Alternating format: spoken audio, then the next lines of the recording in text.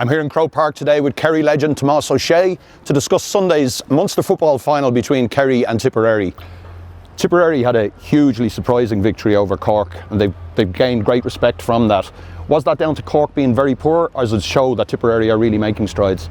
I think it was a mix, Roy. I think a lot of people expected Tipperary to lose because they had lost so many players to hurling. Colin Reardon has gone to Australia. They had players that went abroad to America, and they lost a lot of quality. But then again, Cork weren't up to it, and just Tipperary had a great attitude on the day, and credit to them. The shadow of Dublin very much hangs over Kerry's season. What do they need to do on Sunday to get themselves back on track? I think when they played Dublin last, they were opened up defensively. I think it's a key area. I think they shipped 17 scores against Clare. It's still there, you know, we're still open at the back. It hasn't gone away.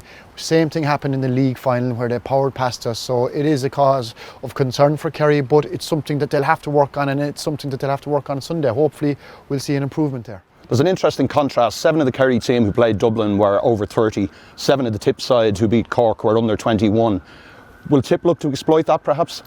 They will, I'd say. You know, there's a lot of people saying that we don't have the mobility around the middle of the field that other Dublin in particular have. I think, look, a lot of people are talking about all the players that Tipperary have lost. They're still starting with 7 under-21s from last year. Liam Kearns is a guy who's not afraid to take on the big teams. He nearly beat us in 2004 with Limerick. So he'll be coming down with a team, and they will not be afraid of Kerry. They will go at Kerry hard enough. But I still think Kerry have too much quality for them, and I think they won't hurt Kerry as much as I think they will. Kerry have some of the greatest players that have played the game. They're in the autumn of their careers now.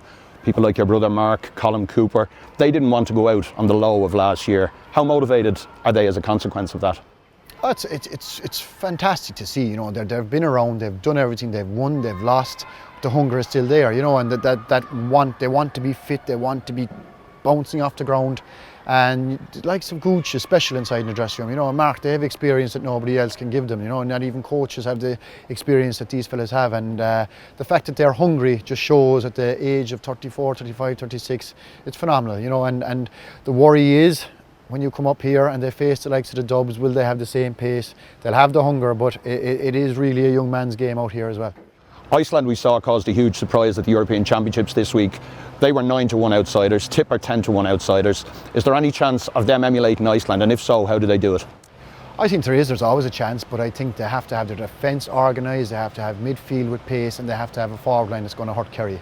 A lot of teams get 1 out of the 3, they don't get 3 out of the 3, and I don't expect Tipperary to have the 3 down in Killarney on Sunday.